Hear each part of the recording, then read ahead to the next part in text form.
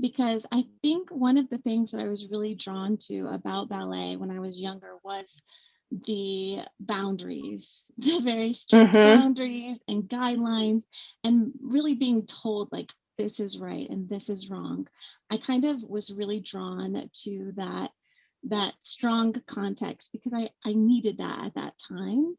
But then I found that when I left the professional ballet world, it was very confusing almost because it was like, oh, I don't know what I'm supposed to be doing. And you want me like improv or modern, you want me to be making up the rules. And it felt very scary. But then I went through this whole period of time where it was like almost like a spiritual practice of just putting music on and just moving my body. And it felt so um, quote unquote wrong, but also Yeah. so right. And I really needed that. You know, I think there is so much healing that happens when we move. And I really come back to the idea that I believe we're all born as dancers. I mean, if you look at any children, I have 3 daughters myself, and we all dance.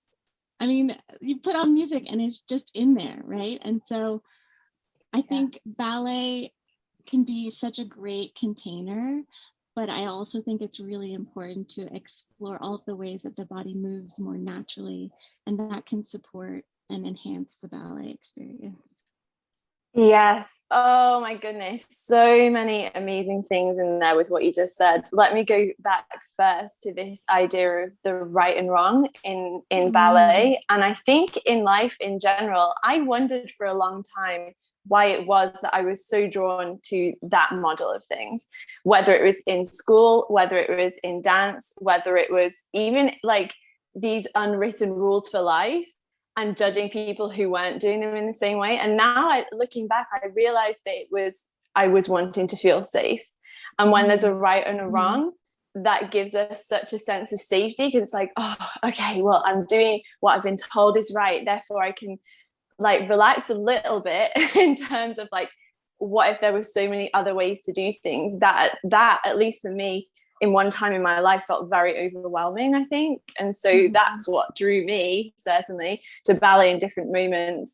Um, so I felt like it was so interesting when you said that you had this process of moving away from that right and wrong and exploring, oh, what happens when there aren't rules then. And I had to go through, it's so funny, I went through the exact, maybe not exact, but like a very similar process where I guess it was about probably 4 years ago. I committed to every single morning when I woke up, um, putting on any song or music that I felt like that morning, and I had to dance, and I wasn't allowed to look in the mirror, and I wasn't allowed to be thinking about what it looked like. And it was so uncomfortable, like so uncomfortable the first probably like 2 weeks. By the last 2 weeks I was like, oh, getting into it, but it was like you said, it felt wrong, but it also felt right. Like I knew I was connecting to something else there. But for me, it was definitely that thing of like, this is unsafe. What if someone sees me? I'm gonna look so stupid. Like, what if my then boyfriend walks in on me and he's like, what? And he wouldn't like this. He would just be like, he'd probably just join in. But like, these are the conversations that we have inside our own heads of like, I shouldn't be doing this, or this looks silly, or whatever else. mm, So thank you for bringing up that point because I think it's so important. And I think some of us don't, at least I didn't for the longest time, understand, well, why can I not step out of this right and wrong and this very kind of strict boundaries? And I kind of judged myself for a little while after I came out of it. I was like, why was I stuck there for so long? And I realized like, oh no, I needed the safety of like the mm. rules, really. Yeah, yeah.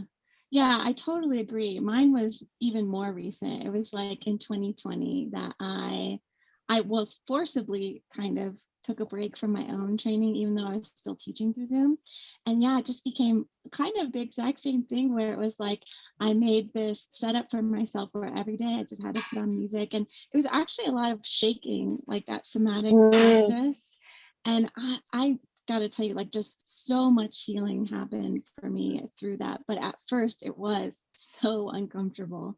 And like what you're saying about the safety, I really made that connection that for a long time, what I needed from ballet was there's this part of me that really felt like it needed to be told what to do, right? And I took that with me even after I left ballet, of like, I don't trust myself to make choices. I'm always looking to someone else to tell me what to do. And so ballet really provided that beautifully.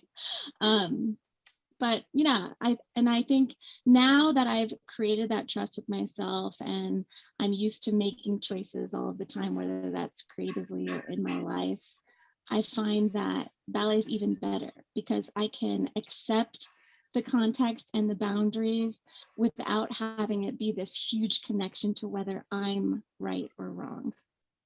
Yes, absolutely. That space between our identity as a human being and our identity as a dancer, like, I'm still exploring that, because for the longest time I was like, well, I am a dancer, so like that thing is the same thing. And then it's like, hold on, I'm a whole human being first, and then dancer, that layer comes.